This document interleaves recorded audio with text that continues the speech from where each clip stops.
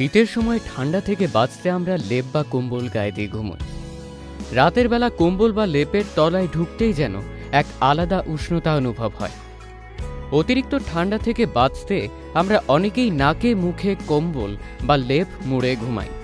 আর এ বিষয়ে সাবধানতা অবলম্বনের পরামর্শ দিয়েছেন বিশেষজ্ঞরা। বিশেষজ্ঞদের মতে শীতকালে লেপ কম্বলে মাথা মুড়ি দিয়ে শোয়া উচিত নয়। এই ভুলে একাধিক রোগ ব্যাধির ফাঁদে পড়ার আশঙ্কা থাকে। প্রশ্ন আসতেই পারে, কেন বিশেষজ্ঞরা মাথা মুড়ি দিয়ে ঘুমোতে নিষেধ করেছেন? প্রথমত, ব্রেইন ড্যামেজের আশঙ্কা।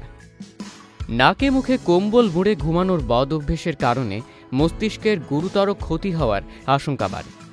গবেষণায় দেখা গেছে, এভাবে মাথা মুড়ি দিয়ে শোয়া প্রায় 23% মানুষ ডিমেনশিয়ার মতো জটিল রোগে ভোগেন।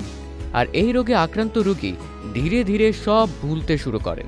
এমনকি রোগের শেষ পর্যায়ে তিনি জামা কাপড় পরা, গোসল করার মতো নিত্যদিনের কাজগুলো আর একা একা করতে পারেন না। তাই এই রোগ থেকে বাঁচতে মাথা মুড়ি দিয়ে শোয়ার অভ্যেস ত্যাগ করতে হবে। শরীরে জমবে কার্বন ডাইঅক্সাইড। লেপ কম্বলের নিচে সেভাবে বায়ু চলাচল করতে পারে না। তাই তো মাথা মুড়ি দিয়ে ঘুমোলে দেহে কার্বন ডাইঅক্সাইডের পরিমাণ বাড়ে। আর এই কারণে দম বন্ধ হওয়ার উপক্রমও হতে পারে, পিছু নিতে পারে অনিদ্রা।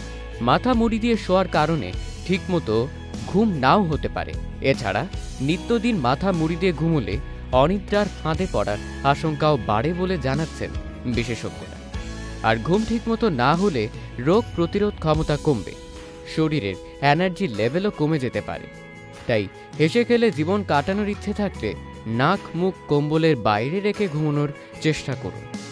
নাক ডাকা শুরু হতে পারে। মাথা মুড়ে শোয়ার কারণে স্লিপ অ্যাপনিয়া বা সোজা ভাষায় নাক ডাকা সমস্যার ফাঁদে পড়ার আশঙ্কা বাড়ে। এমনকি নিজের অজান্তেই ঘুম বারবার ভাঙতে থাকে। শুধু তাই নয়, কিছু কিছু ক্ষেত্রে ঘুমের মধ্যেই দম আটকে যাওয়ার মতো পরিস্থিতিও তৈরি হতে পারে। তাই নিশ্চিন্তে ঘুমোতে চাইলে মাথা ঢেকে শোয়ার অভ্যেস বাদ দিন। Sajid Ismail, channel I.